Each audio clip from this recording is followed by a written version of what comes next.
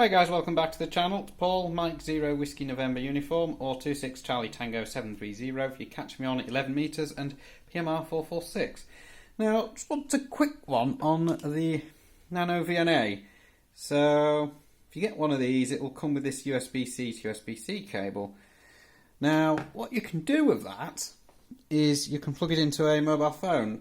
This is a mobile phone I've just recently got hold of in the last couple of weeks. This is an Oppo A72. It's a cheaper alternative to the Samsung and Apple phones that are out there, yet is much better with regards to how much you can store on it and such like than the Alcatel I'd been using for quite some time. Actually, as it turns out, I'm actually filming from the Alcatel phone because that's going to replace the Samsung Galaxy S4 that I've been using to film. So I'll just pop that there for a moment. So the idea is you can connect this device and replicate more or less what's on the screen, probably with a bit more detail, on the phone. Now I'm going to have to take the phone off shot while I unlock it because I don't obviously want you guys knowing my phone's unlock code because, you know, I don't really want that all over the internet. So can do is let's open up this. Now I have to be careful here, so don't. Right, so this is pretty much everything that's installed on my phone right now. So we're looking for the NanoVNA app here. Now that requires USB on the go in order to work. On this phone though, if I plug the device in, it's probably not going to find it. Now, I've already had a play with this. So it says pause at the top of the screen. That shouldn't be like that, but it does. So I don't know if it's seeing the device or whether the USB on the go is switched off, so I need to check the settings for that. So on this phone, because it's a slightly different to what you'd expect, if you go into additional settings on here, you have to turn the on-the-go connection on, otherwise it's not going to see the NanoVNA. But on most phones you should just be able to just plug it in, it should work. So if I go back to the NanoVNA app, what I should be able to do is if I can press the menu button, there we go. So I'm trying to do this and keep it in shot at the same time. So press disconnect because it seems to think it was connected. Right, so if you connect it, it'll ask if you want to allow access to that. Press OK. It's failed to connect to that. Let's try again. There we go. If I go over here and press resume, it should replicate what's on the screen of the NanoVNA. So I'm just going to bring in a coax cable. So I'm going to put these down because I'm actually behind the camera, which in this case, as I said, is my old Alcatel phone, which I've obviously stopped using as a phone since I got the Oppo. So that's what I'm not sure you can see what's on the screen at the moment. It's looking a bit washed out. There we go. If I bring the phone in, it's got a trace for SWR,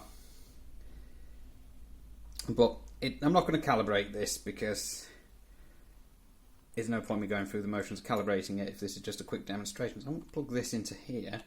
What should happen is we should, because this is going to a saltwater dummy load, is it should, there we go. If we just click off that. So if we look at the phone screen first, it's quite a low SWR there. This is from the saltwater dummy load, which is off shot, but it is there.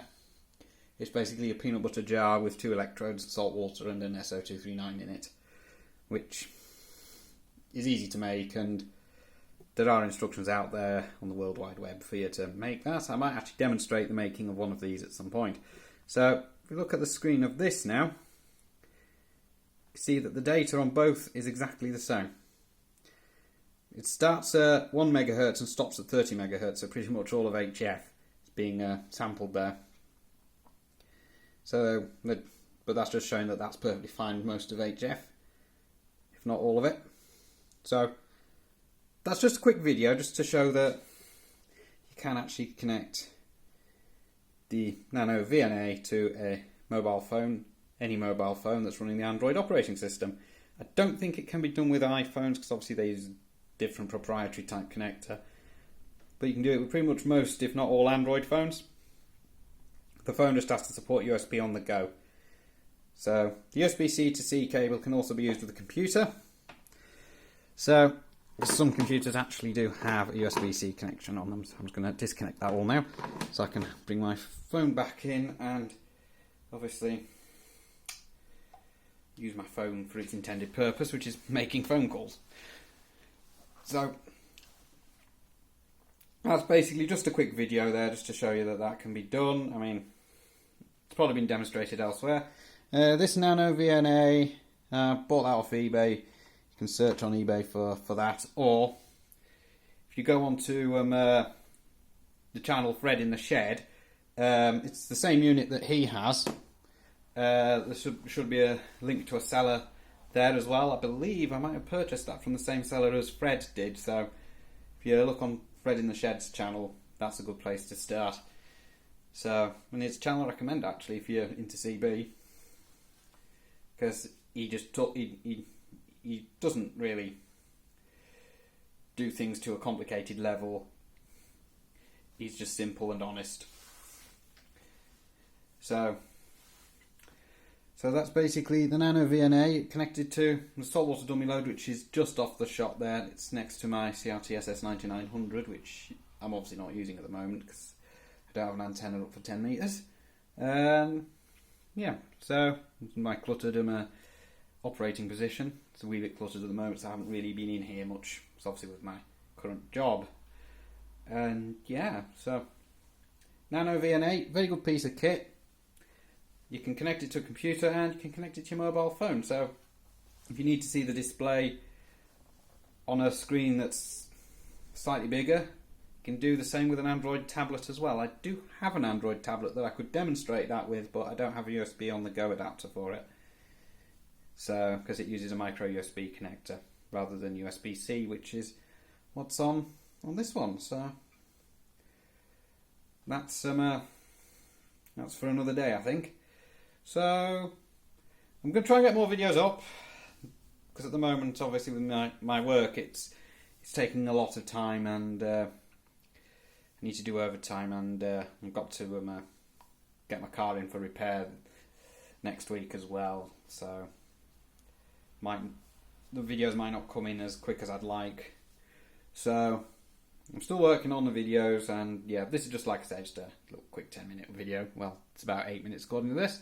And I'm not going to edit this one, there's no need to edit it, but I'm going to try and get some proper videos up at some point soon. I do have one in mind, because I am planning on carrying a radio around with me a bit more often again. But we'll discuss that in the next video. That's going to be the subject of. Hopefully, that will be the video that I upload after this. So don't forget to like and subscribe and ring the bell. And all that's left for me to say is don't forget to keep yourself safe. We're still in this pandemic, unfortunately. Yeah, it's October 2020, almost November 2020, and we're still unfortunately in this terrible pandemic.